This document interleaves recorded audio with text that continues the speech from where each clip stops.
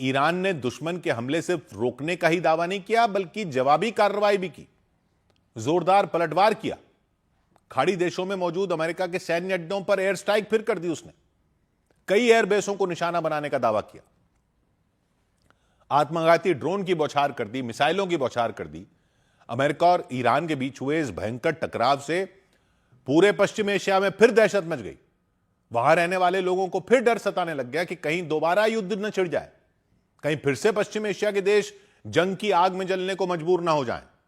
क्योंकि अमेरिका ने ईरान पर हमला बोला तो ईरान ने अपनी मिसाइलों का मुंह एक बार फिर खाड़ी देशों की तरफ मोड़ दिया, उनकी जमीन पर मौजूद अमेरिका के मिलिट्री बेसों की तरफ मोड़ दिया। आईआरजीसी ने एक साथ दर्जनों मिसाइलें लॉन्च कर दी।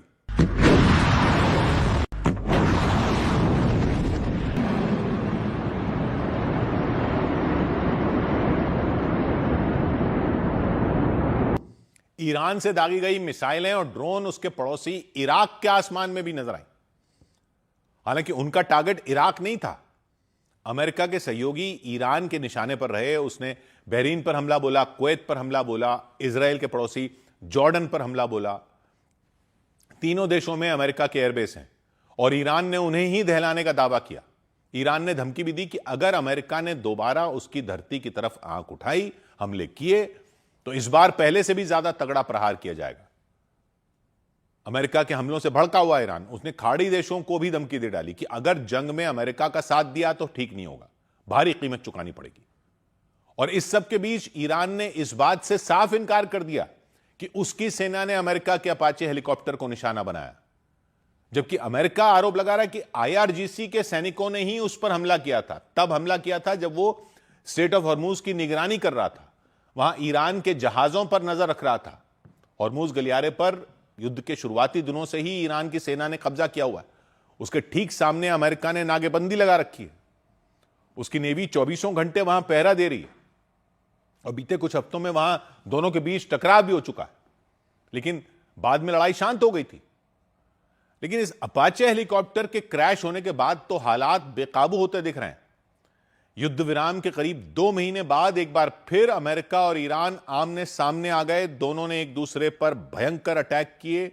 जिस अपाचे हेलीकॉप्टर को लेकर यह भिड़ंत हुई, वो 2 दिन पहले हॉर्मूज गलियारे में क्रैश हो गया था।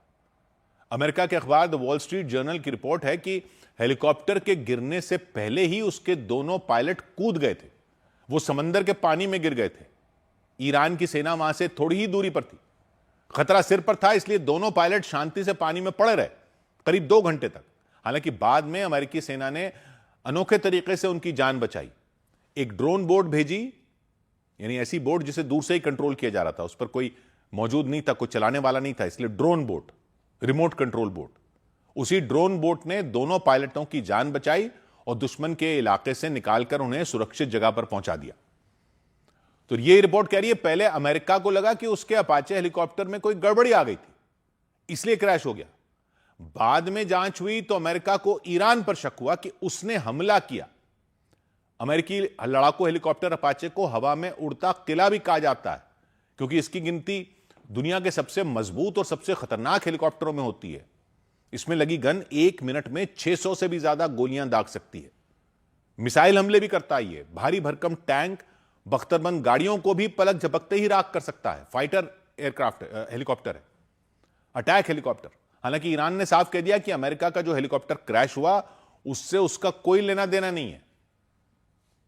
ईरान के विदेश मंत्री अब्बास अराक्ची ने सोशल मीडिया पर एक पोस्ट डाली और तंज कसते हुए कहा कि अमेरिका की सेना अपनी गलतियों और हादसों की वजह से खतरे में है, अपनी गलतियों की वजह से। इसका सबसे अच्छा समाधान यह है कि वो पश्चिम एशिया को छोड़ दे, वहां से दूर हट जाए। लेकिन अमेरिका और ईरान के बीच हुए ताजा टकराव के बाद डोनाल्ड ट्रंप बुरी तरह भड़क गए।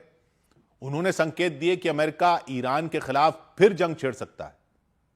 2 महीने पहले लड़ाई जहां रुकी थी वहीं से दोबारा शुरू हो सकती है। सोशल मीडिया पर उन्होंने पोस्ट डाली कि ईरान की सेना पूरी तरह पस्त हो चुकी है, तबाह हो चुकी है, उसकी नेवी और एयरफोर्स का तो नामो निशान मिट चुका है और ईरान युद्ध हार चुका है, यह कह रहे हैं ट्रंप। जबकि ईरान का कहना है वो हर हालात के लिए, हर तरह के हालात के लिए तैयार बैठा है। बातचीत करनी है तो बातचीत कर लो, लड़ाई करनी है तो लड़ाई कर लो। हालांकि ट्रंप ने सीज फायर के दौरान कई बार यह कहा कि ईरान के साथ अच्छी बातचीत चल रही है, शांति वार्ता आखिरी दौर में है, किसी भी वक्त समझौते पर मोहर लग सकती है, जंग खत्म हो सकती है। लेकिन अमेरिका और ईरान के बीच ये जो नई टक्कर हुई है, इसके बाद तो ट्रंप का गुस्सा साथ में आसमान पर पहुंच गया। उन्होंने धमका दिया ईरान को सोशल मीडिया पर पोस्ट डालकर और दावा किया कि ईरान ने बातचीत की टेबल पर बहुत ज्यादा समय बर्बाद कर दिया, शांति समझौते का बेहतरीन मौका खो दिया। अब ईरान को उसकी बहुत महंगी कीमत चुकानी होगी। यानी ट्रंप ने यह संकेत दिए कि उसकी सेना ईरान पर एक बार फिर पूरी ताकत से टूट पड़ेगी। हालांकि ईरान के विदेश मंत्री ने भी चेतावनी दी कि दुश्मन जो भी हमले करेगा उसका जवाब उसे उसी की भाषा में दिया जाएगा।